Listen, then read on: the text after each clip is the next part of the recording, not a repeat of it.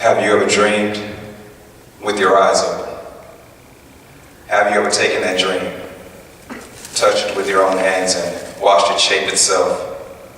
Almost as if you could conduct lightning with your fingertips, your hands surging with power, so much so that it jolts you out of your sleep, because sometimes dreams shock us.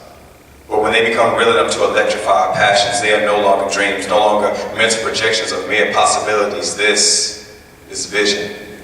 So one day I met this walking dream, this girl, her name was Shira, and she had a voice like a music box.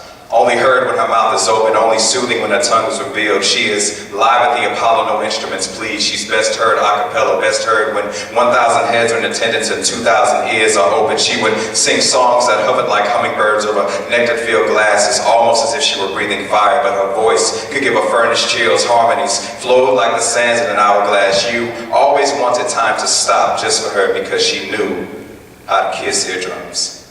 While singing life into the lifeless for fun, sung lyrics for purpose, her vision was to sing salvation for those who thought themselves worthless. But she hasn't opened her mouth in years.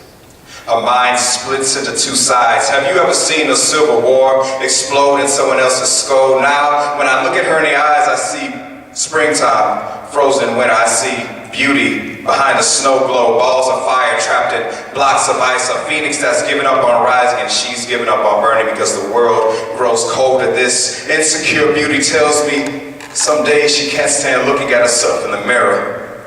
Has the world ever been so ugly to you that you thought you were ugly too?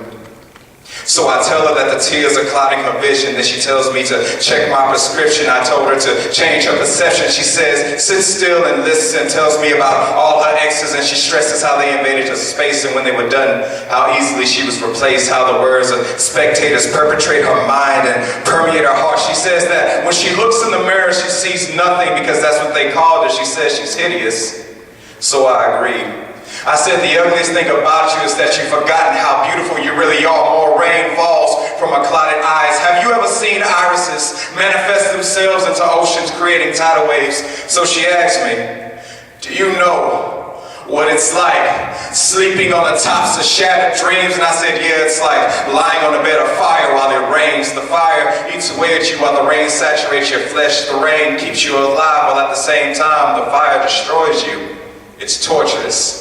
She closes her mouth, she has no other words to say, so I open my mouth and say, sing, songbird, remember that salvation is hidden in the lyrics, and at that moment you bring healing with just a breath. When you breathe, air no longer becomes a breeze, it becomes a pulse that vibrates through ears all the way down to the chest, causing hearts to beat. Essay paper to you is like a blank music sheet. Don't you know, songbird, that your heart is like an orchestra? If you listen closely, you can hear the violins weeping, the guitar strings are screaming, the piano keys are travailing, and the drum beats, they beat just like heartbeats. This world is full of music boxes that remain silent. We're like boxes filled with music, yet we remain quiet. Yes, with voices we shout, the world closes its ears. We beg, please hear us out. Don't lock your doors and cast us out. Don't inject the meth into your life.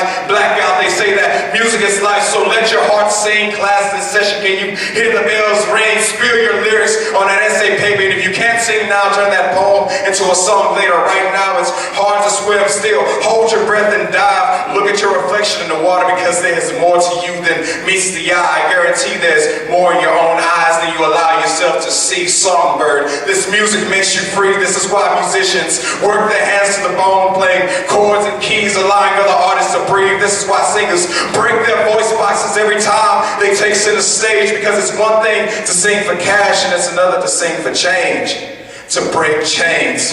This isn't just a stage anymore, not just another platform. This is territory, a place where we make these battle cries known. So when the world shoots their guns in the air, we lift our hands in the air and say, if you want a war, you might want to get ready, because when the hurricanes come, you know we are breathing. When the earth begins to shake, you know we are marching. And when the floodgates open up, you know we are crying out. So pour out on us, God. This is why I gave up on sleep so long ago, because why would I waste a night with my eyes closed when when I can write these dreams on paper and manifest these visions into poetry. These voices carry anointing, so we pierce the sky with every shout. It doesn't matter if it's hard for you to speak, your voice has not dried out, because remember, it was through the sound that God gave you a sight beyond sight. Here comes the world versus you. Are you ready for a fight? Your joy awakens with the sun at first light, but your victory is found through the tears in your eyes when you cry at night. Your weeping only endures for a night, but your joy comes in the morning. Do you remember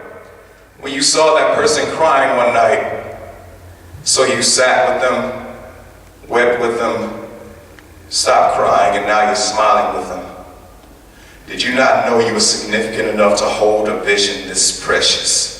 Shira, this is how you will change the world, not with your voice, but with love.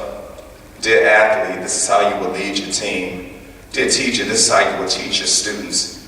Dear pastor, this is how you will guide a congregation. Mr. President, Prime Minister, Chancellor, this is how you will change your country. Because you can cause the greatest change when you become the greatest influence. And the greatest influence is simply an act of love. True gifting is your ability to show love through your anointing. True vision is not where you see yourself in the future, it's how you impact the future. This is vision. And by the way, Shira, she started singing again.